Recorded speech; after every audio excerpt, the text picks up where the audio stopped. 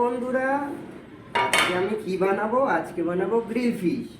তো সবার প্রথমে প্যানটাকে ভালো করে ঠান্ডা করে নিতে হবে। তারপরে এই যে আমরা একটু জল দিয়ে নিয়েছি, জলটাকে ভালো করে লাগিয়ে নিয়ে এবার একটা একটা করে মাছগুলোকে দিয়ে দেবো।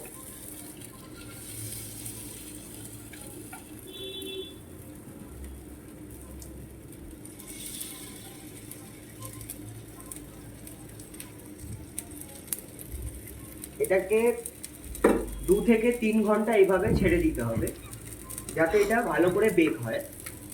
তারপরে প্রসেসটা আমি দেখাচ্ছি। পুরো 2 ঘন্টা পর দেখতে পাচ্ছ কালারটা কত সুন্দর এসছে। এইবার এটাকে আমরা সুন্দর করে পাল্টে নেব।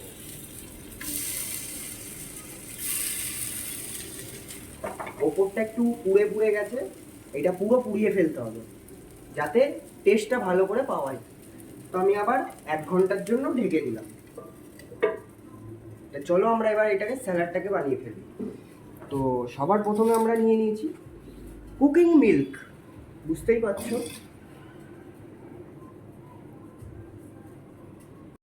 এবার স্যালাডের জন্য আমরা নিয়ে নিয়েছি কমলা লেবু, দেখতেই পাচ্ছ।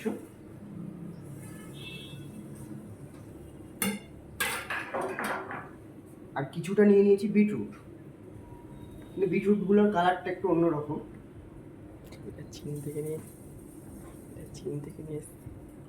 এটা হচ্ছে চীনের বিটরুট, চীন বিটরুট।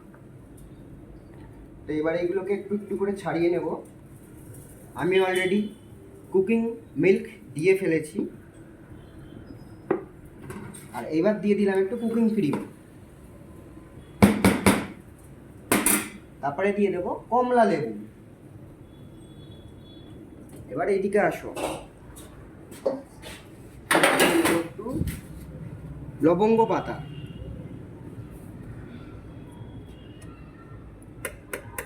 একটু দিয়ে নেব হলুদ গুঁড়ো,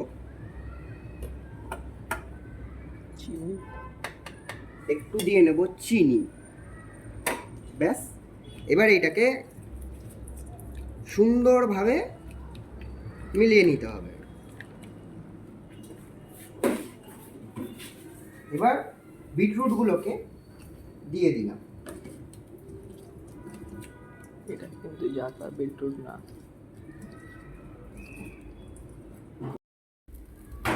এইবার আমাদের এই জিনিসটা পুরো 3 ঘন্টা বেক হলো। দেখতে পাচ্ছ পুরো পুড়ে পুড়ে গেছে, কালো করে ফেলতে হবে একদম। আমাদের রেডি। তার জন্য আমরা একটা কাঠি নিয়ে নিয়েছি। এটা আবার জেসে কাঠি নয়, এটা আফ্রিকা থেকে এসছে। তার মানে জিনিসটা বয়েলড হয়নি, কাঠিটা উঠে আসছে মানে বয়েলড হয়নি। এবার প্লেটিংটাও দেখিয়ে দিই।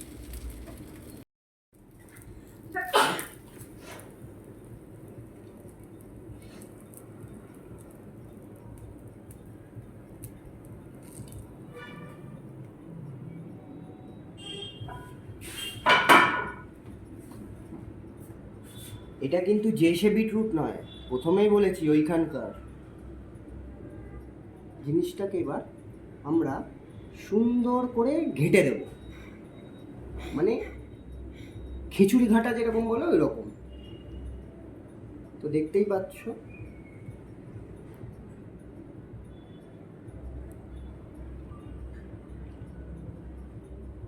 Full body.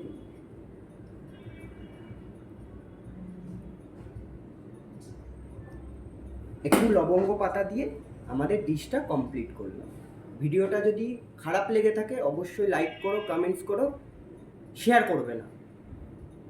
টাটা।